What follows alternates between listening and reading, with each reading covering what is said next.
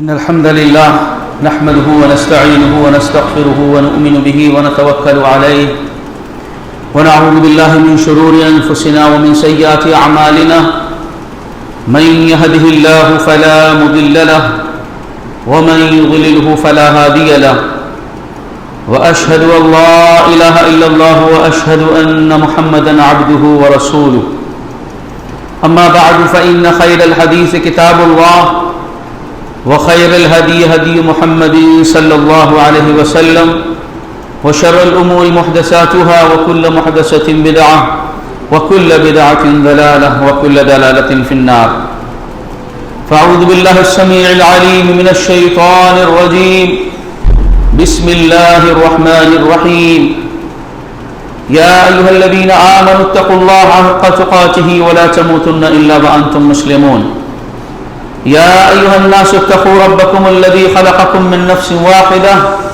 وخلق منها زوجها وبث منهما رجالا كثيرا ونساء واتقوا الله الذي تساءلون به والأرحام إن الله كان عليكم رقيبا يا أيها الذين آمنوا اتقوا الله وقولوا قولا سديدا يصلح لكم أعمالكم ويغفر لكم ذنوبكم ومن يطع الله ورسوله فقد فاز فوزا عظيما وقال الله سبحانه وتعالى في موضع آخر ولله على الناس حج البيت من استطاع إليه سبيلا.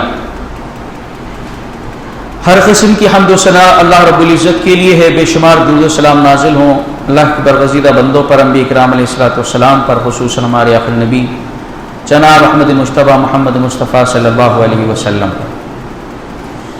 الحمدللہ 15 روزہ تربیتی دینی پروگرام کی یہ 20ویں نشست ہے اور آج کی نشست کا موضوع ہے حج کی فرضیت اور اس کا فلسفہ کیا ہے. پچھلے کئی نشستوں میں ہم یہ دیکھ چکے ہیں اللہ تعالیٰ نے مذہب اسلام کی بنیاد کو 5 چیزوں پر قائم فرمایا، جن میں سے پہلا اللہ رب العزت کی وحدانیت اور پیارے نبی صلی اللہ علیہ وسلم کی رسالت کی گواہی دینا، دوسرا نماز، زکوٰۃ، روزہ اور حج. اس سے پہلے ہم شہادتین کے اقرار کو، نماز اور زکوٰۃ، ان ارکان کو دین اور اسلام کے ہم دیکھ چکے ہیں. اسلام کا 5واں رکن حج ہے جو ترتیب میں 5واں ہے. ارکان اسلام میں عبادات اربع، 4 جو عبادتیں ہیں ان پر ایک سرسری سی نگاہ ہم ڈالیں تو ہمیں معلوم ہوگا نماز، زکوٰۃ، روزہ اور حج یہ 4 عبادتیں ہیں. نماز ہر ایک کے اوپر فرض ہے، روزہ ہر ایک کے اوپر فرض ہے الا یہ کہ چند استثناء ہے. زکوٰۃ اور حج کے لیے ہر کسی کو مکلف نہیں کیا گیا. زکوٰۃ کے لیے صاحب نصاب ہونا ضروری ہے اور حج کے لیے صاحب استطاعت ہونا ضروری ہے. ایک ترتیب اور دیکھتے ہیں، نماز، زکوٰۃ اور روزہ یہ دنیا کے کسی بھی حصے میں ادا کیے جا سکتے ہیں، لیکن حج ہے وہ ہر جگہ ادا نہیں ہوگا، وہ ایک مخصوص جگہ پر ہی اس کو ادا کرنا پڑے گا. تو حج کے سلسلے میں جو آیت کریمہ میں نے آپ کے سامنے پڑھی ہے، مکمل آیت تو نہیں ہے، بالکل شروعات ہم کرنا چاہتے ہیں موضوع کی. حج کا اصل میں معنی کیا ہے؟ لغت میں حج کس کو کہتے ہیں؟ حج کا معنی کیا ہے؟ قصد کرنا، قصد کرنا، ارادہ کرنا. شریعت میں کیا ہے؟ حج بیت اللہ کرنا، یعنی اللہ کے گھر کا قصد کرنا، خانہ کعبہ کا قصد کرنا. اللہ تعالیٰ ارشاد فرماتا ہے وَلِلَّهِ عَلَى النَّاسِ حِجُّ الْبَيْتِ مَنِ اسْتَطَاعَ إِلَيْهِ سَبِيلًا. اللہ تعالیٰ نے لوگوں کے اوپر حج کو فرض کیا ہے، اللہ کے گھر کے حج کو فرض کیا ہے جو اس تک پہنچنے کی طاقت رکھتے ہوں. طاقت رکھنے میں مالی بھی ہے اور جسمانی بھی. دیگر عبادتوں کا معاملہ کیا ہے؟ نماز بدنی عبادت ہے، روزہ بدنی عبادت ہے، زکوٰۃ مالی عبادت ہے. لیکن حج بدنی اور مالی دونوں قسم کی عبادتوں کے اندر شامل ہے. مال بھی چاہیے اس کے لیے اور جسم میں طاقت و قوت بھی چاہیے. اگر صحت نہیں ہے تب آپ حج کے ارکان ادا نہیں کر سکتے ہیں. استطاعت کے اندر آپ کے جسم کی صحت بھی ضروری ہے اور مال کی اور دیگر جو بھی چیزیں ہیں جو رکاوٹ نہ بنتی ہوں اس تک پہنچنے کے لیے وہ سارے کی ساری استطاعت کے اندر شامل ہیں. اللہ تعالیٰ نے جیسا کہ آیت کریمہ کے اندر ارشاد فرمایا کہ اللہ کے گھر کا حج کرنا، بیت اللہ، حج البیت. تو اللہ کا گھر کون سے کس گھر کا؟ دنیا کے اندر جتنے بھی مساجد ہیں وہ سب اللہ کے گھر ہیں. وَأَنَّ الْمَسَاجِدَ لِلَّهِ، سب اللہ کے گھر ہیں. لیکن حج کے تذکرے میں جس گھر کی بات اللہ رب العزت نے بیان فرمائی ہے وہ خانہ کعبہ ہے. خانہ کعبہ کا قصد اور ارادہ کرنا، یہ حج کے سلسلے میں بنیادی چیز اللہ تعالیٰ نے ذکر فرمائی ہے. اور وہاں جا کر کے کرنا کیا ہے؟ خانہ کعبہ کے پاس وَلْيَطَّوَّفُوا بِالْبَيْتِ الْعَتِيقِ، اس پرانے گھر کا طواف کرنا ہے، اس کے لیے جانا ہے. اب ہم سب سے پہلے اس کی تاریخ کو دیکھنا چاہیں گے. خانہ کعبہ کی حج کے سلسلے میں جو ارکان ہیں ہمارے شریعت ہمارے دین نے جو ارکان مقرر فرمائے ہیں ان کے سلسلے میں اگر آپ غور کریں گے تو ان کو شعائر اللہ کہا گیا ہے. یہ اللہ تعالیٰ کی علامتیں ہیں، نشان ہیں. یعنی یہ چند نشانیاں ہیں جو اللہ تعالیٰ اپنے بندوں کو اس عمل کے ذریعے سے، اس رکن کے ذریعے سے دکھانا چاہتا ہے. اور ہر رکن کے اندر بہت ہی گہری تاریخ ہے، مسلمانوں کے ایمان سے متعلق، مسلمانوں کی تاریخ سے متعلق، مسلمانوں کے عقیدے کی اصلاح اور درستگی کے تعلق سے ہر ایک کا بہت ہی اہم مقام ہے. یہ گویا کی جو حج کے ارکان ہیں وہ نشان ہیں. ان نشانوں کو دیکھ کر کے ان کی تاریخ پر نگاہ رہنی چاہیے اور اللہ کی عظمت کا اقرار اور احساس ہونا چاہیے. تو اللہ نے کیا فرمایا کہ اللہ کے گھر کا قصد کرنا صاحب استطاعت کے لیے ضروری اور لازم ہے، فرض ہے. وَمَنْ كَفَرَ فَإِنَّ اللَّهَ غَنِيٌّ عَنِ الْعَالَمِينَ، اور جو شخص اس کا انکار کرتا ہے تو اللہ تعالی عالمین سے بے نیاز ہے. یعنی اس کے انکار کو کفر قرار دیا گیا ہے. بیت اللہ کیا ہے؟ خانہ کعبہ کیا ہے؟ اس کی تاریخ پر ہم جاننا چاہیں گے. آخر اللہ تعالیٰ نے اس گھر کو اپنی اس مقدس فریضے کے لیے کیوں اولیت دی ہے؟ سب سے پہلے نمبر پر کیوں اس کو ذکر کیا گیا ہے؟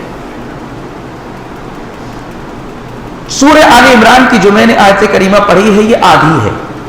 اس کو اور پورا اوپر سے جائیں، 97 نمبر کی ہے 97، اس کے اور اوپر کو جائیں تو اللہ تعالیٰ کیا فرما رہا ہے؟ ان اول بیت وضع للناس للذی ببکۃ مبارک وہدی للعالمین. اس میں خاص کر دیا گیا اللہ کے اس گھر کا قصد کرنا ہے جو اس روئے زمین پر سب سے پہلے تعمیر کیا گیا. اس روئے زمین پر اللہ کی عبادت کے لیے اگر کوئی گھر بنایا گیا ہے تو وہ سب سے پہلا گھر خانہ کعبہ ہے جو مکہ کے اندر ہے. دو چیزیں اللہ تعالیٰ نے واضح کروا دی ہیں. سب سے پہلا گھر اس روئے زمین پر بنا ہے اللہ کا، اور شہر کی بھی اللہ نے نشاندہی فرما دی کہ وہ مکہ ہے. اس مکہ شہر کے اندر بکہ اللہ نے کہا ہے، پرانا نام اس کا بکہ ہی ہے. توریت وغیرہ کے اندر پچھلی صحیف و کتابوں میں اس کا نام بکہ آیا ہے. اللہ نے آگے فرمایا کہ فیہ آیات بینات مبارکا وہدی للعالمین، یہ بہت ہی بابرکت گھر ہے اور سارے جہان والوں کے لیے ہدایت اور رہنمائی کا سبب اور ذریعہ بھی ہے. فیہ آیات بینات، اللہ تعالیٰ اپنے اس گھر کا تعارف کرا رہا ہے. اس میں واضح نشانیاں ہیں. کس قسم کی واضح نشانیاں ہیں؟ سب سے پہلی چیز تو یہ کہ جس جگہ پر یہ گھر آباد ہے، جس جگہ پر اللہ نے اس گھر کو بنایا ہے، وہ لقودق صحرا کے اندر اس کی تعمیر کی گئی ہے. حضرت ابراہیم علیہ السلام جس وقت اپنی بیوی اور بچے کو چھوڑ کر کے گئے ہیں تو رب سے کہتے ہیں ربنا انی اسکنت من ذریتی بواد غیر ذی زرع، اللہ بے آبو گیا سرزمین پر میں اپنے بچے اور اپنی بیوی کو، اپنی ذریت اور اولاد کو چھوڑ رہا ہوں. یعنی اس جگہ کو اللہ فرما رہا ہے جس جگہ یہ گھر ہے بے آباد جگہ تھی، اس کو آباد کیا گیا. اور جس شہر میں ہے اس شہر کے اندر پھلوں کی روزیاں اللہ تعالیٰ نے دوسرے علاقوں سے، دوسرے خطوں سے وہاں پر روزیوں کا انتظام کر دیا کہ پھلوں کی روزیاں وہاں پہنچ رہی ہیں. یہ نشانی نہیں ہے؟ جو بنجر زمین تھی اس بنجر زمین کو اللہ نے آباد فرمایا اور وہاں کے رہنے والوں کو پھلوں کی روزیاں دی. اور تیسری واضح نشانی یہ ہے کہ عرب کے دیگر قبیلے لوٹ لیے جاتے ہیں، خطوں کے اندر لوٹ مار ہو جاتی ہے، فساد ہو جاتا ہے، لیکن مکہ کی سرزمین کے رہنے والوں کو کوئی چھیڑتا تک نہیں ہے، ان کا احترام کرتا ہے. اس کا مطلب یہ ہے اللہ کے اس گھر کی برکت سے ان لوگوں کو فائدہ ہو رہا ہے جو ہر شخص اپنی آنکھوں سے دیکھ سکتا ہے. اور ایک فائدہ یہ ہے کہ 4 مہینے جو حرمت والے ہیں، پورا ملک عرب، پورا ملک امن و امان کی سانس لیتا ہے، چین کی سانس لیتا ہے، بے فکر ہو جاتا ہے. وہ بھی اس گھر کی وجہ ہے، حج کی وجہ سے. اور 5ویں وجہ کی طرف آپ دیکھیں، ابرہا نے حملہ اس کے اوپر کرنے کی کوشش کی اور اپنے وہاں سے چلا اپنے مکان سے. اللہ تعالیٰ نے اس گھر کی برکت سے، اس گھر کی حفاظت کرتے ہوئے اس کے لشکر کو تہس نہس کر دیا. اللہ فرما رہا فیہ آیات بینات، اس کے اندر واضح نشانیاں ہیں. مقام ابراہیم بھی ہے وہاں پر. ومن دخلہ کان آمنا، اللہ فرما رہا جو اس کے اندر داخل ہو گیا اس کو امن و امان مل گیا. بدترین دشمن، جانی دشمن بھی خانہ کعبہ لے کر اپنے دشمن کو دیکھ لے تو وہاں پر دست درازی نہیں کرے گا، اپنے دشمن کو بھی معاف کر دے گا. اللہ فرما رہا ہے یہ کتنی واضح نشانی ہے. وَلِلَّهِ عَلَى النَّاسِ حِجُّ الْبَيْتِ، اب اللہ فرما رہا ہے اس گھر کا حج کرنا لوگوں پر فرض کر دیا گیا ہے. اللہ تعالیٰ نے تعارف کرا ہے کہ وہ گھر کون سا ہے. یہ 96 نمبر کی آیت ہے. 95 تک اور پہنچ جائیے. اس گھر کو کس نے تعمیر کیا ہے؟ فَاتَّبِعُوا مِلَّةَ إِبْرَاهِيمَ حَنِيفًا وَمَا كَانَ مِنَ الْمُشْرِكِينَ. اللہ فرما رہا ابراہیم کی ملت کی پیروی کرو. ابراہیم علیہ السلام کا ذکر وہاں پر کیا اللہ نے، کیونکہ حج کی شروعات حضرت ابراہیم علیہ السلام سے ہو رہی ہے. خانہ کعبہ کو تعمیر سب سے پہلے تو آدم علیہ السلام، ظاہر سی بات ہے جب اس دنیا کے اندر سب سے پہلا اللہ کا گھر بنایا تو آدم علیہ السلام سے لے کر کے چلا آ رہا ہے. اور اللہ تعالیٰ نے جب مختلف حوادث زمانہ کے تحت وہ عمارت ڈھہ گئی تو حضرت ابراہیم علیہ السلام کو حکم یہ دیا اور اس کی بنیادوں کو اللہ تعالیٰ نے بتایا. وَإِذْ بَوَّأْنَا لِإِبْرَاهِيمَ مَكَانَ الْبَيْتِ، اس گھر کی جگہ کی اللہ نے رہنمائی فرمائی ابراہیم علیہ السلام کو. اور ابراہیم علیہ السلام اپنے بیٹے کے ساتھ مل کر کے اللہ کے اس گھر کو تعمیر فرما رہے ہیں اور رب سے دعا کر رہے ہیں وَإِذْ يَرْفَعُ إِبْرَاهِيمُ الْقَوَاعِدَ مِنَ الْبَيْتِ. اور جب ابراہیم علیہ السلام اللہ کے اس گھر کی بنیادوں کو، دیواروں کو اٹھا رہے ہیں، اللہ سے دعا کر ربنا تقبل منا انک انت السمیع العلیم، اے ہمارے پروردگار تو ہماری جانب سے اس خدمت کو قبول فرما لے. اللہ تعالیٰ نے خانہ کعبہ کا تعارف بیان فرمایا اور اس کے معمار بنانے والے کا بھی تعارف. اور ابراہیم علیہ السلام کے تعلق سے رب نے کیا کہا؟ فَاتَّبِعُوا مِلَّةَ إِبْرَاهِيمَ حَنِيفًا، ابراہیم کی ملت کی پیروی کرو. خانہ کعبہ کا حج کرنے والے، اللہ کے اس گھر کی زیارت کرنے والے، ان کو یہ درس دیا جا رہا ہے، ان کو یہ ہدایت کی جا رہی ہے کہ تم جس نے نبی نے اس گھر کو تعمیر کیا ہے اس کی ملت کی پیروی کرو۔ حضرت ابراہیم علیہ السلام کا تذکرہ قرآن میں پھیلا دیا ہے رب نے۔ اور ملت ابراہیمی کیا ہے؟ ابراہیم علیہ السلام کی ملت کیا ہے؟ اذ قال له ربه اسلم قال اسلمت لرب العالمین۔ جب بھی ابراہیم علیہ السلام کو رب نے پکارا، ابراہیم اپنے آپ کو سپرد کر دو، ہمارے حوالے کر دو ہمارے، ابراہیم علیہ السلام نے اپنے آپ کو اللہ کے حوالے کر دیا۔ یہ ملت ابراہیم ہے۔ وہاں پر پہنچنے والے اللہ کے گھر کا طواف کرتے وقت اپنے نظروں کے اندر بسا لے اس بات کو کہ یہ ابراہیم علیہ السلام کے ذریعے سے تعمیر کیا گیا۔ ابراہیم علیہ السلام کے تعلق سے رب فرما رہا ہے کہ جب بھی اللہ نے پکارا ہے اس پر لبیک کہا ہے۔ اس لیے ہم کیا کہتے ہیں، حاجی لوگ کیا کہتے ہیں؟ لبیک اللہم لبیک۔ وہ اسی بات کی تشبیہ رب نے کہا ہے جو ابراہیم علیہ السلام نے کہا کہ اللہ جب بھی رب نے پکارا تو اپنے آپ کو سپرد کر دیا۔ ہم بھی حج کرنے جب جاتے ہیں تو کرتے ہیں اللہ حاضر ہیں ہم بھی۔ ابراہیم علیہ السلام نے تیرے ہر حکم پر لبیک کہا، ہم بھی اللہ تعالی حاضر ہیں تیرے حکم پر لبیک کہنے کے لیے، اور اپنے بیوی بچوں کو، اپنے جگہ کو، مکان کو، وطن کو، سب کو چھوڑ کر کے چلے آئے اور دو کپڑوں میں تیرے دربار میں حاضر ہو رہے ہیں۔ لبیک اللہم لبیک لا شریک لک لبیک ان الحمد والنعمت لک والملک لا شریک لک۔ یہاں پر ایک چیز میں آپ کو اور بتاؤں، اس میں پورے تلبیے کے اندر یہ تلبیہ ہے، اس تلبیے میں شرک کی نفی کی دو بات کہی گئی ہے، شرک کی نفی کی۔ ابراہیم علیہ السلام کی زندگی کے دو نمایاں پہلو قرآن نے ذکر کیے ہیں۔ ایک تو آپ فَاتَّبِعُوا مِلَّةَ إِبْرَاهِيمَ حَنِيفًا، خالص توحید۔ ابراہیم علیہ السلام نے توحید کی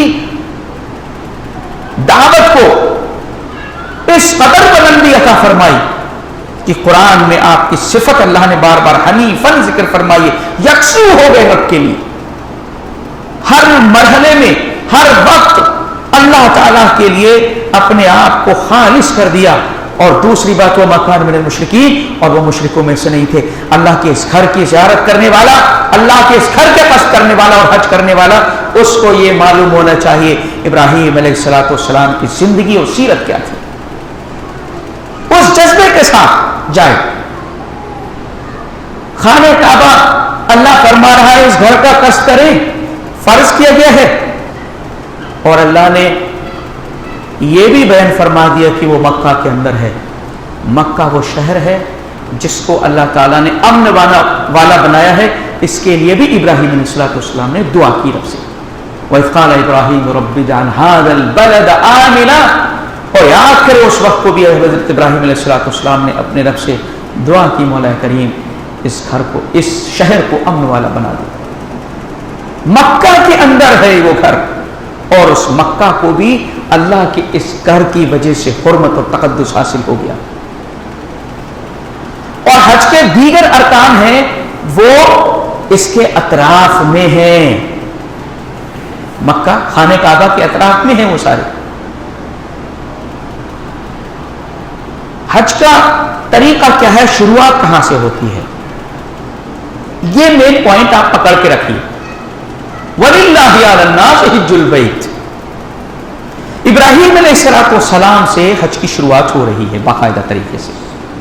اللہ تعالیٰ نے ابراہیم علیہ السلام کو گھر کی تعمیر کا حکم دیا، تعمیر ہو گئی، اس کے بعد فرمایا وَأَذِّن فِي النَّاسِ بِالْحَجِّ يَأْتُوكَ رِجَالًا وَعَلَىٰ كُلِّ ضَامِرٍ يَأْتِينَ مِنْ كُلِّ فَجٍّ عَمِيقٍ، آپ اعلان کر دے لوگوں میں، اللہ کے اس گھر کا قصد کریں گے لوگ، پیدل چلے آئیں گے اور اتنی دور سے سفر کرتے ہوئے آئیں گے کہ موٹی موٹی اونٹنیاں بھی سفر کی وجہ سے دبلی پتلی ہو جائیں گی، لیکن آئیں گے ضرور۔ اللہ تعالیٰ سے ابراہیم علیہ السلام نے مزید دعا فرمائی وَاجْعَلْ أَفْئِدَةً مِّنَ النَّاسِ تَهْوِي إِلَيْهِمْ، اللہ میں نے اپنے بچوں کو اس سرزمین پر آباد کیا ہے، لوگوں کے دلوں کو ان کی طرف پھیر دے۔ पूरी दुनिया के अंदर, मक्का के अंदर खाना काबा दुनिया का सेंटर है, पूरी दुनिया से लोग पहुंच रहे हैं। इब्राहीम अलैहिस्सलाम, आपके बेटे हजरत इस्माइल और आपकी बीवी हजरत हाजरा, हज के अक्सर अरकान इन्हीं तीनों से मुताल्लिक़ हैं। और फिर हमारे नबी पाक सल्लल्लाहु अलैहि वसल्लम ने उसको सही तरीके से उसके अरकान की तफसील और उसकी तरतीब बयान फरमाई है। हज बैतुल्लाह है, यहां से शुरू करेंगे। हज का तरीका कहां से है, क्या है? मीकात देखिए, सबसे पहले हज की शुरुआत के लिए इंसान अशहुर हुर्म में जाएगा। अल्लाह ने उसका तज़किरा फरमा दिया, अल हज अशहुरुम मालूमात, हज के चंद महीने हैं और उन महीनों के अंदर इंसान अपने घर से निकलेगा तो 5 मीकात मुकर्रर की गई हैं। 5 मीकात हैं, 5 ऐसी जगह हैं जो इसके चारों तरफ हैं। दुनिया के किसी भी हिस्से से रास्ते से होकर के आने वाला इन्हीं 5 से पहुंचेगा और फिर जो मीकात मुकर्रर की गई है, जगह मुकर्रर की गई है कि यहां से आपका स्टार्टिंग पॉइंट है हज के लिए। वो मीकात क्या क्या है? 5। जुल्हुलैफा है, जुहफा है, करने मनाजिल है, यलमलम है, ज़ाते इर्क है। ये 5 जगह प्यारे नबी सल्लल्लाहु अलैहि वसल्लम ने मुतय्यन फरमाई है। हज का कस्द करने वाला इन रास्तों से जब भी गुजरेगा तो इहराम इन्हीं जगहों से बांधेगा, इन जगहों से इहराम बांधेगा और अपने हज की इब्तिदा और शुरुआत करेगा। मीकात, सबसे पहली चीज क्या है? मीकात, और उसके बाद इहराम बांधा जाएगा। यहां से इहराम के अंदर 2 चादर हैं, सादा सी, और इहराम इस बात की निशानी और अलामत है, गोया कि ये कफन है। इंसान अपनी दौलत, माल, अपना वजूद, हस्ती सबको मिटा करके, अपने यहां पर वो बादशाह था, वजीर था, चौधरी था, कोई भी था, लेकिन यहां से जब वो दाखिल हो रहा है तो सिर्फ 2 कपड़ों के अंदर उसको मौत याद आनी चाहिए। ये गोया कि कफन है जो उसको दिया जा रहा है। बहुत बड़े इस हज के फरीजे के अंदर इबरतें हैं, दुरूस हैं, हिकमतें हैं, असरार हैं, बहुत सारे असबाब इसके अंदर पिन्हा है। बहुत अजीम शान इबादत है ये, अजीम शान फरीजा है ये, बहुत सारे आप शुमार नहीं कर सकते जनाब। मीकात से इहराम बांधा, इहराम बांधने के बाद तीसरा काम क्या किया? तलबिया पुकारना शुरू किया। लब्बैक अल्लाहुम्मा लब्बैक, लब्बैक ला शरीक लक लब्बैक, इन्नल हम्दा वन निअमत लक वल मुल्क ला शरीक लक। अल्लाह मैं हाजिर हूं, अल्लाह मैं हाजिर हूं, तेरे सिवा तेरा कोई शरीक नहीं है। सारी तारीफ, सारी नेमतें, सारी तारीफ का मुस्तहिक तू है, सारी नेमतें तेरी तरफ से हैं, बादशाहत तेरे अख्तियार में है, तेरा कोई शरीक नहीं है। इसको कहने वाले के लिए उसके अकीदे की तहकीक और इस्लाह की दावत दी गई कि अपने अकीदे पर नजरसानी करे। असल तौहीद जिसके लिए अंबिया इस दुनिया के अंदर आए, और शिर्क बदतरीन जुर्म जिसके खात्मे के लिए अंबिया किराम अलैहिस्सलाम है, ये अल्फाज, ये जुमले, ये तलबिया तुम्हारी जबान पर बराबर जारी रहना चाहिए और इसका नक्श तुम्हारे जहन में बैठ जाना चाहिए कि तौहीद सिर्फ इबादत के लायक अगर कोई जात है सिर्फ रब्बुल आलमीन की है, उसका कोई शरीक नहीं है। इस नक्श को अपने दिमाग में बैठा लीजिए, कह कह करके इसको अपनी जबान से तलबिया कह करके हज की शुरुआत। देखिए, इससे पहले मैं एक चीज आपको और बता दूं, हज की 3 किस्में हैं। कितनी किस्में हैं? हज की 3 किस्में हैं। किसी को मालूम है? हाँ, हज तमत्तु, दूसरा हज क़िरान, तीसरा हज इफराद। 3 किस्म के हज लोग करते हैं क्योंकि अल्लाह ताला ने कुरान मजीद के अंदर इन तीनों का जिक्र किया है। वलिल्लाहि अलन-नास हज्जुल बैत, हज इफराद का तज़किरा इसमें है। फमन तमत्ता बिल उम्रति इलल हज, تو میں سے جو شخص عمرہ کر کے فائدہ اٹھا کر کے حج کے اندر جانا چاہتا ہے، یہ حج تمتع ہے. اور حج قران وَأَتِمُّ الْحَجَّ وَالْعُمْرَةَ لِلَّهِ، حج اور عمرہ اللہ کے لیے کرو. ان میں تعریف آ گئی ہے. تلبیہ یہاں پر جب پکاریں گے اس سے پہلے نیت کریں گے کون سا حج کر رہے ہیں. حج افراد میں ہوتا یہ ہے کہ صرف حج کی نیت اس میں آپ کرتے ہیں، لبیک اللہم حجا، اور آپ جب تک حج کے سارے ارکان پورے نہیں کر لیں گے احرام نہیں اتاریں گے. اس کے اندر یہ ہوتا ہے. دوسرا حج ہے حج قران. اس میں ایک فرق یہ ہے کہ قربانی اس میں نہیں ہے حج افراد میں. قران کا مطلب یہ ہے حج اور عمرہ کی ایک ساتھ نیت آپ باندھیں گے، لبیک اللہم حجا و عمرتن، حج اور عمرہ کی دونوں ایک ساتھ، اور اس میں قربانی لازمی ہے اور شرط ہے. سارے ارکان پورے کرنے کے بعد ہی آپ کو یہاں بھی تحلل حاصل ہوگا. تیسرا حج حج تمتع ہے جو سب سے بہتر حج ہے. اس میں کیا ہوتا ہے، سب سے پہلے یہاں سے میقات سے آپ عمرے کی نیت کریں گے، لبیک اللہم عمرتن. اور میں اسی کو بتا رہا ہوں، عمر تمتع والے کو ہی آپ کو بتاؤں گا، کیونکہ باقی تو سمپل ہے. قران میں بھی قربانی ہے، تمتع میں بھی قربانی ہے، افراد میں قربانی نہیں ہے. افراد اور قران میں پورے کام کرنے کے بعد آپ کو احرام اتارنا ہے، اس میں بیچ میں اتار لیتے ہیں آپ، پھر شروع کرتے ہیں. اب یہاں سے کیا ہوگا، آپ نے عمرے کی نیت کی. اب آپ سب سے پہلے کہاں جائیں گے، خانہ کعبہ پہنچیں گے. عمرے کی نیت آپ نے کر لی، تلبیہ آپ پکار رہے ہیں، آپ مسجد حرام پہ سب سے پہلے رخ کریں گے. کہاں جائیں گے، مسجد حرام. مسجد حرام جا کر کے آپ پہلے 7 چکر اس کے لگائیں گے، خانہ کعبہ کے 7 چکر. شروعات کہاں سے کریں گے، حجر اسود سے. اسٹارٹنگ پوائنٹ کیا ہے، حجر اسود. یہاں سے آپ شروعات کریں گے، 7 چکر آپ لگائیں گے. مقام ابراہیم یہاں پر ہے، مقام ابراہیم پر چکر لگانے کے بعد یہاں پر 2 رکعت نماز پڑھیں گے. ادھر نیچے آ کر کے زمزم ہے اس کو پیئیں گے. ادھر سعی ہے، صفا اور مروہ کی سعی کرنا ہے، 7 چکر اس میں لگانا ہے. صفا سے شروع کرنا ہے، مروہ تک 1 چکر ہو جائے گا. ان الصفا والمروہ من شعائر اللہ، یہ اللہ کے شاعر میں سے ہیں. صفا سے شروع کریں گے، مروہ 1 چکر، ادھر آئیں گے 2، اس طریقے سے 7 چکر آپ کو کرنا ہے. یہ سعی ہے. اس سعی کو کرنے کے بعد آپ بالوں کو اتروا لیں گے، حلق یا قصر کرا لیں گے. اتنا کرا کر کے آپ کا عمرہ کمپلیٹ ہو گیا. احرام کو آپ اتار کر کے اپنی رہائش گاہ پر چلے جائیے. کتنی چیزیں تھی عمرہ کے اندر، 4 چیزیں. عمرہ کرنے کے لیے کتنی چیزیں ہیں، کتنے ارکان آپ کو کرنے پڑیں گے، 4. احرام ہے، طواف کعبہ ہے، سعی ہے بین الصفا والمروہ، اور حلق یا قصر ہے، بالوں کو کتروا دیں گے آپ. یہ 4 چیزیں عمرہ کے اندر ہے. آپ کا عمرہ ہو گیا. آپ اپنی رہائش گاہ پر مکہ میں جہاں پر بھی ہے آپ وہاں پر رہنے چلے جائیے. ٹھیک ہے.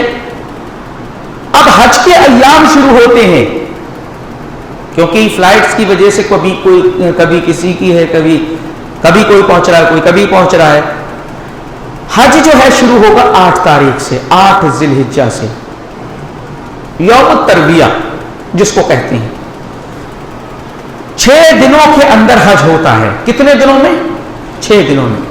8 9 10 11 12 13، 6 دنوں کے اندر حج ہوتا ہے. 8 تاریخ جیسے ہی آئے گی، اس سے پہلے میں کچھ نام یہاں پر لکھ دے رہا ہوں. آپ سے سوال یہ کرنا چاہتا ہوں کہ حج جو ہے کتنی جگہوں پر ہوتا ہے، حج کے ارکان کتنی جگہوں پر مکمل ہوتے ہیں، ڈاکٹر صاحب بتا سکتے ہیں؟ مکہ، مینا، عرفات، مزدلفہ، 4 جگہوں پر. اور 4 جگہیں ایسے نہیں سمجھیے جیسے یہیں پاس میں ہے، ہمارے ایک محلہ دوسرا محلہ. تقریباً 14-15 کلومیٹر کے دائرے میں ہے یہ. مینا 4-5 کلومیٹر ہے. اسی طریقے سے کافی دوری پر ہے یہ سب. اور ان میں ارکان کو ادا کرنا ہے. دیکھیے مکہ سے ادھر ہے مینا, یہ مینا ہے. آپ جہاں پر بھی رہتے ہیں حاجی, جہاں پر بھی رہائش گاہ ہے, 8 تاریخ کو غسل فرمائیں گے. غسل کرنے کے بعد احرام کو اب پہن لیں گے یہیں سے, اپنی رہائش سے, کیونکہ عمرہ کر کے فارغ ہو گئے تھے نا. اب وہاں جانے کی, میقات پر جانے کی ضرورت نہیں ہے. یہیں اپنی رہائش سے کیا کریں گے, احرام کو باندھ لیں گے. اور مینا کے اندر جو خیمے لگے ہوئے ہیں ان خیموں میں آپ کو جانا ہے, اور 5 نمازیں آپ کو وہاں پر پڑھنی ہیں. ٹھیک ہے, ظہر, عصر, مغرب, عشاء, فجر, 5 نمازیں وہاں پر رہ کر کے پڑھنی ہے. آپ کو قیام کرنا ہے مینا میں. اور 5 نمازیں قصر کے ساتھ, حج میں جتنی نمازیں وہ سب قصر کے ساتھ پڑھی جائیں گی. یعنی 4 والی 2 ہو جائیں گی, باقی 2 والی 2, 3 والی 3 ایز اٹ از رہیں گی. تو 5 نمازیں وہاں پر مینا میں پڑھنے کے بعد 8 تاریخ میں آپ نے 4 نمازیں پڑھی. فجر کی نماز 9 تاریخ میں ہو رہی ہے. 8 تاریخ کو یوم الترویہ, اور 9 تاریخ کو آپ کو ظہر سے پہلے یعنی طلوع شمس کے بعد مینا سے نکل کر کے آپ جائیں گے عرفہ. مکہ سے آپ مینا گئے اور مینا سے آپ عرفہ پہنچے. ظہر کی نماز سے پہلے آپ کو عرفہ میں پہنچنا ہے. ٹھیک ہے, مینا سے آپ چلیں گے طلوع شمس کے بعد اور ظہر تک یہاں عرفہ میں آپ کو پہنچنا ہے. ظہر میں پہنچ کر کے ظہر اور عصر کی نماز جمع تقدیم کے ساتھ ظہر کے وقت ہی عصر کی نماز پڑھیں گے. عصر کی نماز اور ظہر کی ایک ساتھ پڑھیں گے اور قصر پڑھیں گے 2 رکعت. تکبیریں 2 ہوں گی, اذان 1 ہی رہے گی. دونوں نمازیں پڑھنے کے بعد خطبہ امام کا ہوگا, اور اس کے بعد سورج کے ڈوبنے تک آپ کو اسی مقام پر ٹھہر کر کے اللہ کی سے دعا کرنا ہے, التجا کرنا ہے, اس کے سامنے گڑ گڑانا ہے, اور اس میں ہر ایک کو شامل ہونا ہے. یہ حج کے ارکان میں سے ہے. اگر کسی شخص نے عرفہ کا وقوف نہیں کیا ہے, ٹھہرا نہیں ہے, تو اس کا حج نہیں ہوگا. آپ یہ دیکھیں, یہی وہ مقام ہے پوری دنیا کا آدمی یہاں پر جمع ہو جاتا ہے. نہ امیر کا کوئی فرق ہے, نہ غریب کا, نہ کوئی شاہ نہ گدا, نہ کوئی امریکی ہے نہ افریقی یا کسی بھی خطے کا رہنے والا ہو. وہ ایک شکل میں نظر آئے گا, 2 کپڑوں میں. اجتماعیت کا سب سے بڑا پلیٹ فارم ہے یہ اجتماعیت کا. آپ ہی دیکھیں, جو نمازیں ہیں, ہمارا دین نے اجتماعیت کے معاملات کو, اجتماعیت کے کاموں کو امت کے لیے نشاندہی کی ہے. 5 وقت جو نمازیں ہیں, جماعت سے بھی ایک اجتماعیت کا پیغام جاتا ہے. اس میں بھی شاہ و گدا کھڑا ہو رہا ہے, کوئی تفریق نہیں ہے. اجتماعیت کا ایک پیغام یہاں سے جا رہا ہے. ہفتے میں جمعہ کا دن 5 وقتہ نمازیں کیا ہر محلے کی مسجدوں میں ہو رہی ہیں. جمعہ کے لیے اس بات کی بھی تاکید کی گئی ہے کہ جامع مسجد کے اندر ہو. کئی مسجدوں کے لوگ ایک مسجد میں آ کر کے اجتماعیت کا ثبوت دیں اور وہاں پر نماز ایک ساتھ ادا کریں. سال میں عیدین میں اس سے بڑا اجتماع کیا جاتا ہے. لیکن حج کا یہ اجتماع ایسا ہے جو دنیا کے سارے خطوں کو ملا کر کے, سب کی رنگ, نسل, زبانیں, سارے علاقوں کو مٹا کر کے اللہ کے دربار میں کھلے آسمان کے نیچے اللہ سے التجائیں کرنا, گڑ گڑانا اجتماعیت کا سب سے بڑا پلیٹ فارم ہے. پوری دنیا کا مسلمان یہاں پر ہوتا ہے. یہاں پر نہ کوئی ایرانی ہے, نہ تورانی ہے, نہ کوئی افغانی ہے, نہ ہندوستانی, نہ پاکستانی, کوئی امتیاز نہیں ہے. سب ایک ہی لباس میں نظر آ رہے ہیں. اور یہ سمبل ہے میدان محشر کا، وہاں پر بھی کسی کی کوئی پہچان نہیں ہوگی، وہاں بھی کوئی کسی کی پہچان نہیں ہوگی، اپنے اپنے علاقوں میں بہت اونچا مقام رکھتے ہو، لیکن یہاں آ کر کے سب ایک ہی لباس میں اور سب اپنے رب سے التجائیں کر رہے ہیں، دعائیں کر رہے ہیں، گڑ گڑا رہے ہیں۔ یہ سورج کے ڈوبنے تک یہ عمل جاری رہے گا۔ سورج ڈوب گیا، سورج ڈوبتے ہی یہاں سے نکل کر کے یہاں مزدلفہ آئیں گے۔ مزدلفہ ہے یہ منا اور عرفہ کے بیچ میں پڑے گا۔ عرفہ دور ہے منا سے، مزدلفہ منا سے قریب ہے۔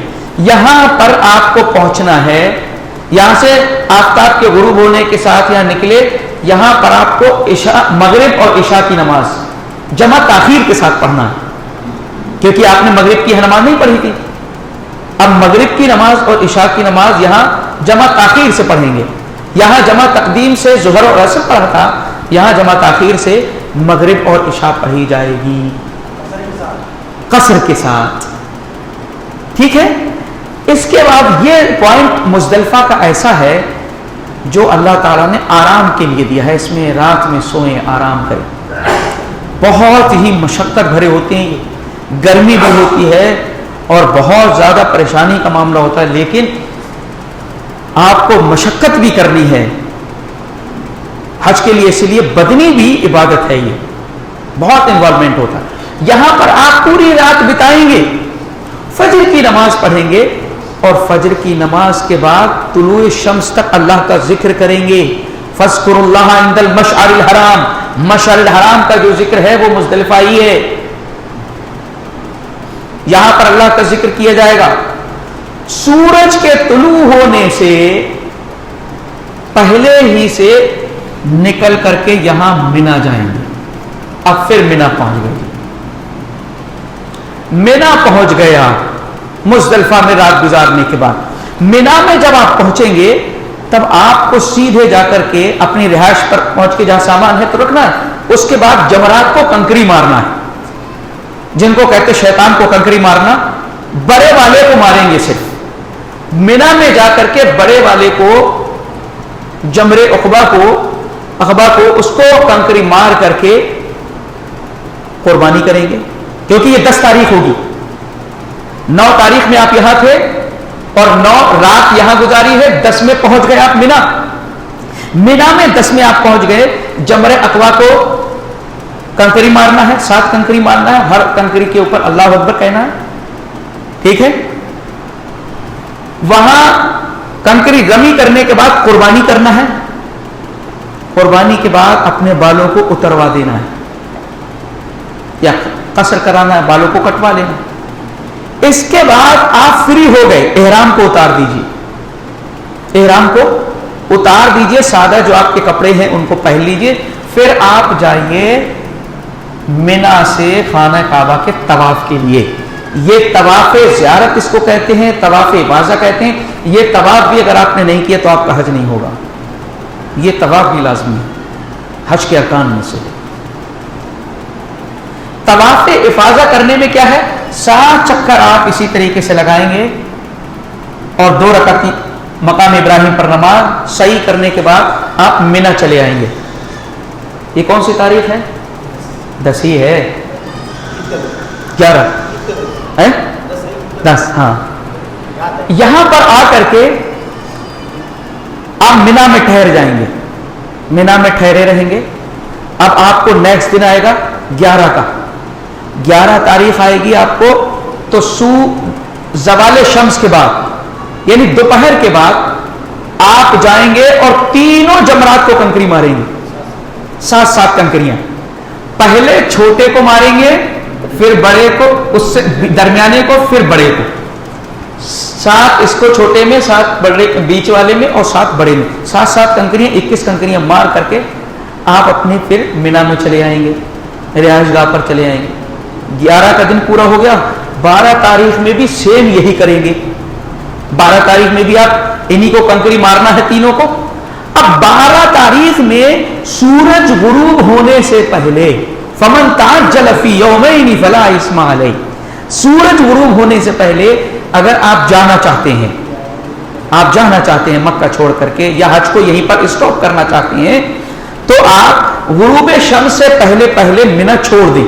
منی آپ نے سورج ڈوبنے سے پہلے چھوڑ دیا ہے. تب آپ کیا کریں گے؟ پھر جائیں گے خانہ کعبہ اور طواف وداع کریں گے. وداعی طواف ہے، وہ طواف کرنے کے بعد آپ کا حج پورا مکمل ہو گیا. آپ گھر چلے جائیے، اپنے جہاں پر بھی ہیں وہاں آپ رخت سفر کر لیجئے. چاہے مدینہ کے اندر آپ کو جانا ہے تو وہاں چلے جائیے. اس طریقے سے آپ کا. اور اگر کوئی شخص غروب شمس سے پہلے منی سے نہیں نکلا، سورج ڈوب گیا، تو اس کو 13ویں تاریخ بھی رکنا پڑے گی. 13ویں میں بھی یہی کام کرنا ہے، کنکری مارنا ہے اس کو. اللہ نے اس کی رخصت دی ہے، جو چاہے 2 دن میں کنکری مار کر کے جا سکتا ہے، اور 3 دن میں بھی.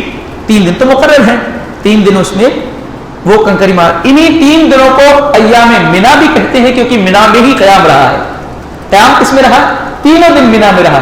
اس لیے ان 3 دنوں کو ایام منی بھی کہتے ہیں اور ایام تشریق بھی کہتے ہیں. انہی 3 دنوں کو یہاں سے آپ کا یہ حج مکمل ہو جاتا ہے اور آپ اپنے گھر واپس چلے آئیے.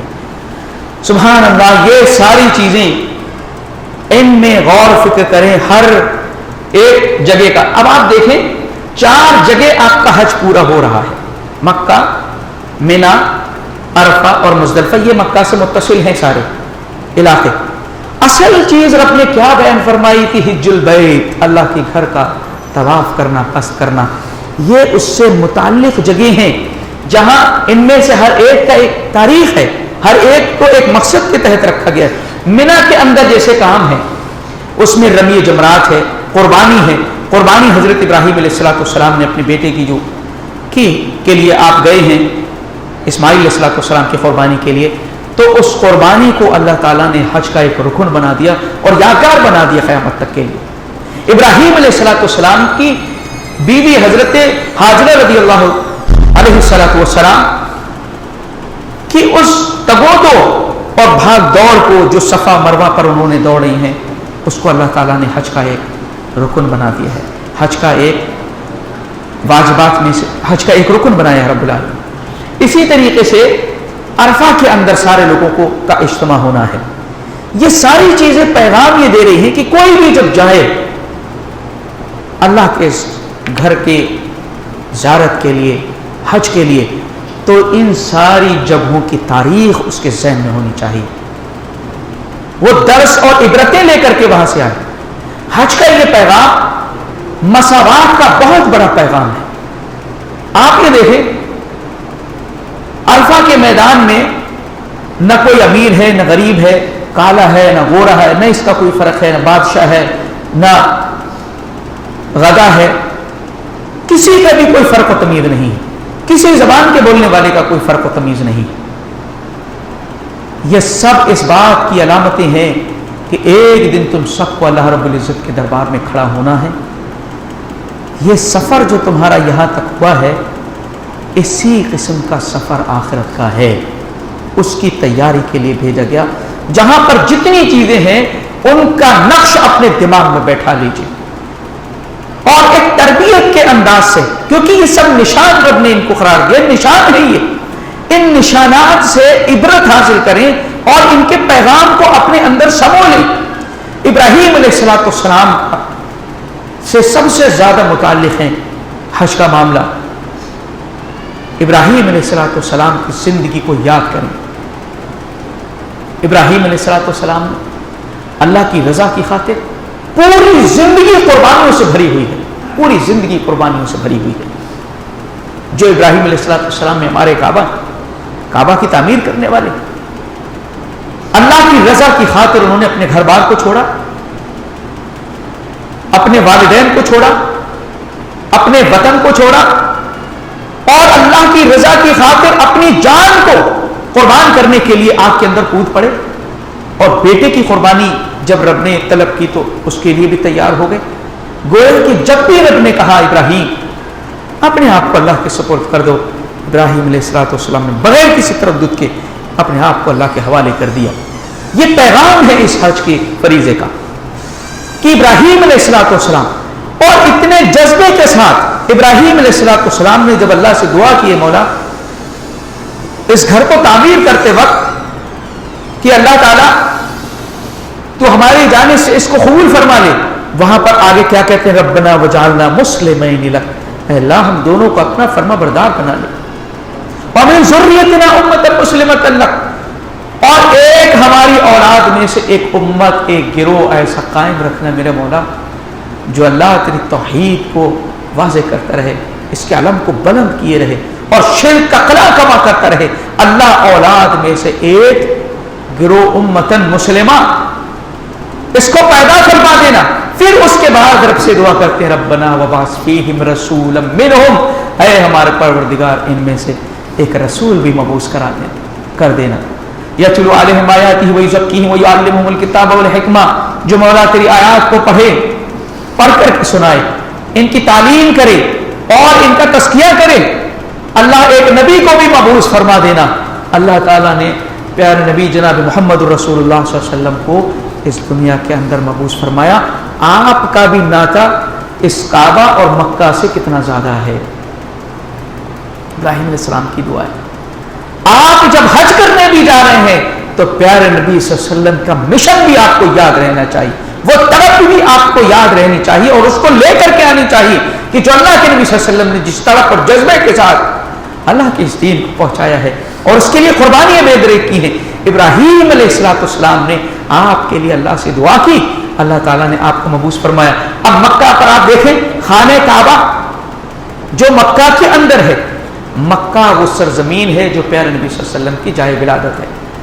آپ کی یہاں آپ پیدا ہوتے ہیں، آپ کی پرورش ہوتی ہے، نبوت کا اعلان کرتے ہیں، نبوت کے اعلان کے بعد جو مصائب و مشکلات آتے ہیں اس مکہ کی سرزمین اور اس وادی کے اوپر پیارے نبی صلی اللہ علیہ وسلم اور صحابہ کرام اس کو برداشت کرتے ہیں، کیونکہ ابراہیم علیہ السلام نے کہا اللہ میری زندگی کا جو حاصل ہے، میری زندگی کی جو لگن ہے وہ تڑپ ہے، میں اس تڑپ کو اپنی ذریت میں بھی دیکھنا چاہتا ہوں، اور اللہ تعالیٰ تو ایک نبی کو مبعوث فرما دینا تاکہ یہ تڑپ اور یہ جذبہ آگے تک قائم رہے۔ پیارے نبی صلی اللہ علیہ وسلم کو اسی مکہ کے اندر اللہ تعالیٰ نے مبعوث فرمایا۔ اور آپ درود شریف میں کیا کہتے ہیں؟ اللہم صلی علی محمد وعلی آل محمد کما صلیت علی ابراہیم وعلی آل ابراہیم۔ پیارے نبی صلی اللہ علیہ وسلم کا ناطہ ابراہیم علیہ السلام سے کس قدر اللہ کے نبی صلی اللہ علیہ وسلم کا جو مشن ہے وہی ہے جو ابراہیم علیہ السلام کا ہے، اور اللہ نے اسی لیے فرمایا کہ ان اتبع ملت ابراہیم حنیفا، اپنے نبی کو ہدایت کی کہ تم ملت ابراہیم کی ملت کی پیروی کرو۔ ہم سے بھی کہا گیا، اس امت سے بھی کہا گیا اتبعوا ملت ابراہیم حنیفا، ابراہیم کی ملت کی پیروی کرو۔ ابراہیم علیہ السلام کی ملت کا سب سے زبردست پوائنٹ یہی ہے، پوری زندگی قربانیوں سے بھری ہوئی ہے، اور جب بھی رب نے کہا اسلم قال اسلمت لرب العالمین، ابراہیم اپنے آپ کو حوالے کر دو، اللہ میں نے اپنے آپ کو حوالے کر دیا۔ حج اس پورے فلسفے کی یاد تازہ کرتا ہے، جو پورا پروگرام ابراہیم علیہ السلام کی زندگی میں اللہ تعالیٰ نے قرآن میں ذکر کیا ہے، اس پورے پروگرام کو اس امت کے افراد کو دکھانا ہے۔ جس خانہ کعبہ کی طرف ہم پانچوں وقت نمازیں پڑھتے ہیں، اللہ تعالیٰ نے حج کے ذریعے موقع دیا ہے، اس گھر کو بھی تو دیکھ لو اپنی آنکھوں سے، رب کے اوپر توکل اور بھروسہ تو کرو، اس کو اپنی آنکھوں سے بھی دیکھو۔ یہ نشانات ہیں، ان کے پیچھے لمبی تاریخ ہے، اور ابراہیم علیہ السلام نے جس قدر اللہ کے اس توحید کے پیغام کو عام کیا ہے، اس پیغام کو سمجھ کر کے آؤ وہاں سے۔ اور شرک کی برات کا اعلان قرآن بار بار ابراہیم علیہ السلام سے کر رہا ہے، ان ابراہیم کان امۃ قانتا للہ حنیفا ولم یکن من المشرکین، میں مشرکوں میں سے نہیں۔ ابراہیم علیہ السلام ایک امت ہے، اللہ کی طرف توجہ کرنے والے، اللہ کی نعمتوں کا شکر کرنے والے ہیں، لیکن شرک کرنے والے نہیں ہیں۔ انی وجہت وجہی للذی فطر السماوات والارض حنیفا وما کان من المشرکین اور وما انا من المشرکین، میں مشرکوں میں سے نہیں ہوں، میں نے اپنے چہرے کو رب کے سامنے کر دیا ہے۔ یہ ملت ابراہیم ہے، اس ملت ابراہیم کے درد کو اور قرض کو سیکھ کر کے ایک حاجی کو آنا ہے، اور اس فریضے کے لیے ایسا نہیں کہ پیسہ ہو جائے تب آدمی سوچے کہ میں جاؤں گا، کیونکہ یہ تڑپ تو اس کو پہلے سے جاری رہنی چاہیے، اس کے دل میں اس کا دل تڑپتا رہنا چاہیے۔ اس پیغام کہ نشانات کو جاننے کے لیے جو ابراہیم علیہ السلام نے اللہ نے اتنی تعریف بیان فرمائی ہے اس پیغمبر کی، اس کی قربانیوں کو اپنی آنکھوں سے ان جگہوں کو دیکھ کر کے تو آئے انسان۔ آپ یہ دیکھیں مالداروں سے متعلق ہے یہ سارا معاملہ، کیونکہ پیسہ نہیں جس کے پاس ہوگا کیسے جائے گا؟ مالداروں کے لیے اس لیے ہے کیونکہ غریبوں کی بنسبت مالداروں میں دینداری کم ہوا کرتی ہے۔ اللہ نے فرمایا نشانات دیکھو، دیکھو میرے پیغمبروں کی قربانیوں کو، اللہ کی رضا کی خاطر انہوں نے کیا کچھ قربان نہیں کیا ہے، دیکھو جا کر کے، اور وہ ترس لے کر کے آؤ، وہ تڑپ لے کر کے آؤ وہاں سے جو ابراہیم علیہ السلام نے، پیارے نبی صلی اللہ علیہ وسلم نے اپنے بعد والوں کے لیے چھوڑی ہے۔ یہ حج کا بہت بڑا پیغام ہے، عظیم و شان فریضہ ہے۔ اس کے ذریعے سے رب دکھانا، بتانا چاہتا ہے کہ تم اس پیغمبر کی سرزمین پر، جن دو بڑے پیغمبروں کا، تین حضرت اسماعیل اسلام کو ملا کر کے ان پیغمبروں کی سرزمین یہ رہی ہے، اور کتنی قربانیاں انہوں نے دی ہیں، وہ آ کر کے دیکھو اور اپنی زندگی میں اس کو لاگو کرو۔ یہ طرف ہمیشہ سے رہنی چاہیے، جب بھی اللہ پیسہ دے دے فوراً نکل جاؤ۔ اللہ کے نبی صلی اللہ علیہ وسلم ارشاد فرما دیں کتنا بڑا اجر ہے، یہ کوئی معمولی عمل نہیں ہے۔ من حج فلم يرفث ولم يفسق رجع كيوم ولدته امه، اللہ کے نبی صلی اللہ علیہ وسلم ارشاد فرماتے ہیں جو شخص حج کر کے آئے اور حج میں اپنی بیوی سے ملاقات نہیں کیا، فسق و فجور نہیں کیا، تو حج کے بعد ایسے لوٹتا ہے جیسے اس کی ماں نے آج ہی اس کو جنا ہے۔ سبحان اللہ، اتنا پاکیزہ تر ہو کر کے آتا ہے، بالکل ساری حدیں اور سارے اپنے اسٹیٹس کو بھلا کر کے وہ صرف اللہ کا ایک بندہ وہاں سے نکل کر کے آتا ہے۔ اللہ کے نبی فرما رہے ہیں ایسے ہے جیسے اس کی ماں نے اس کو ابھی جنا ہے۔ اللہ کے نبی صلی اللہ علیہ وسلم ارشاد فرماتے ہیں جو شخص من ارادہ ان یحج فلیتعجل، جو شخص حج کا ارادہ رکھتا ہے اسے جلدی کرنا چاہیے، لیٹ نہ کرے۔ یہ تو آپ پہلے سے پیسے جمع کرتے رہو اس بات کے لیے کہ میں اللہ کے اس فریضے کو پورا کر کے آؤں گا، کیونکہ یہ محض فریضہ نہیں ہے، یہ آپ کی زندگی کو تبدیل کر دے گا، آپ کی زندگی میں ہلچل پیدا کر دے گا، کیونکہ اللہ تعالیٰ نے فرمایا کہ یہ سب شعائر ہیں، نشانیاں ہیں انبیاء کی، ان سے واقعات منسلک ہیں، ان کی زندگیاں منسلک ہیں۔ ان واقعات کو اپنے ذہنوں میں تازہ کر کے وہاں سے لوٹو گے تو ایمان کو جلا ملے گی۔ اللہ فرما رہا ہے وَمَن يُعَظِّمْ شَعَائِرَ اللَّهِ فَإِنَّهَا مِن تَقْوَى الْقُلُوبِ، اللہ تعالیٰ کے جو نشانات ہیں، شعائر ہیں، ان کا اگر کوئی ادب اور احترام کرتا ہے، ان سے محبت کرتا ہے، ان سے الفت رکھتا ہے، تو اس کے دل کے تقوی کی بات ہے، اس کے دل کے اندر تقوی ہے۔ اللہ کی شاعر نشانیوں کو جو تعظیم کرتا ہے، ان سے محبت کرتا ہے، اللہ فرما رہا ہے اس کے دل کے اندر تقوی ہے۔ ان ارکان کے ذریعے سے اللہ تعالیٰ نے بہت بڑا پیغام اس امت کو دینے کے لیے اسلام کے ارکان میں شامل کر دیا ہے۔ سبحان اللہ، ایسی عظیم الشان عبادت ہے یہ جو اللہ تعالیٰ نے اسلام کے پلرز کے طور پر اس کو ذکر کیا ہے، بنیادی رکن قرار دے دیا۔ اگر اس کا انکار کرنے والا اسلام سے اس کا کوئی تعلق نہیں، لہذا اللہ تعالیٰ نے جن کو بھی اس حیثیت کا مالک بنایا، جذبے و طلب کے ساتھ پہنچنے کی کوشش کرنا چاہیے، اور وہ سارے احساسات اپنے اندر لے کر کے جذب کرنا چاہیے جس کی تعلیم کے لیے اللہ تعالیٰ نے اتنے دور کا طویل سفر کرنے کا حکم دیا ہے۔ بہت عظیم شان پیغام۔ اللہ رب العزت مولا کریم نیک عمل کی توفیق عنایت فرمائے۔ مولا کریم فریضہ حج کے تعلق سے ہمیں زیادہ اس کی طرف متوجہ ہونے اور اس کی طلب کرنے کی توفیق عنایت فرمائے۔ کیا ہے؟ ہاں جمرات، دیکھیے کیا ہے، 3 شیطان اس میں کہا جاتا ہے، جمرات، جمرہ صغرا، وسطی اور کبرا، یعنی وہ جگہ ہیں جہاں پر شیطان کو کنکری ماری جاتی ہے۔ پلرز بنائے گئے ہیں بڑے بڑے سے 3 جگہوں پر، ساتھ ساتھ کنکریاں ماری جاتی ہیں۔ اس سے پیغام یہ دیا جاتا ہے کہ شیطان کو زیر کرو گے، شیطان کے کہنے میں نہیں آؤ گے، اس کو ہراؤ گے، تمہارے باپ کو یہ جنت سے نکلوا چکا ہے، لہٰذا تمہیں نظر میں رہنی چاہیے یہ شیطان تمہارا دشمن ہے۔ وہاں کوئی شیطان ہے ہی نہیں، وہ جسٹ سمبل ہے، وہ احساس دلانا چاہ رہا ہے۔ یہی تو کہا جا رہا ہے نشانات ہیں، یہ نشان ہے، نشان سے چیزوں کی بیک گراؤنڈ اور اس کے پورے احاطے تک پہنچنے کی کوشش کرو. وہ احساس ہونا چاہیے کہ شیطان کو ہم یہاں مار رہے ہیں تو شیطان ہمارا دشمن ہے, اس کو اپنے سے دور کرنا ہے. یہ ان کا پیغام ہے جمرات کا. اور اگر ڈاکٹر صاحب کچھ حج کے سلسلے میں کچھ رہ گیا ہو بتائیے. جی حجر اسود کا, جزاک اللہ, حجر اسود کا بوسہ لینے کے لیے اللہ کے نبی صلی اللہ علیہ وسلم نے اس کا حکم دیا ہے. حجر اسود کا بوسہ لے لیں اگر موقع ہے, اور نہیں تو ہاتھ سے اشارہ کر لیں, اور اتنا ہی کافی ہو جائے گا. استلام یا بوسہ جو بھی موقع ہے اس پر کر سکتے ہیں. اور ساتھ میں یہ پیغام یہ دیا گیا کہ حجر اسود ایک پتھر ہے, کالا پتھر, اس کو چومنا اور اس کا استلام کرنا ہماری شریعت نے مشروع کیا ہے.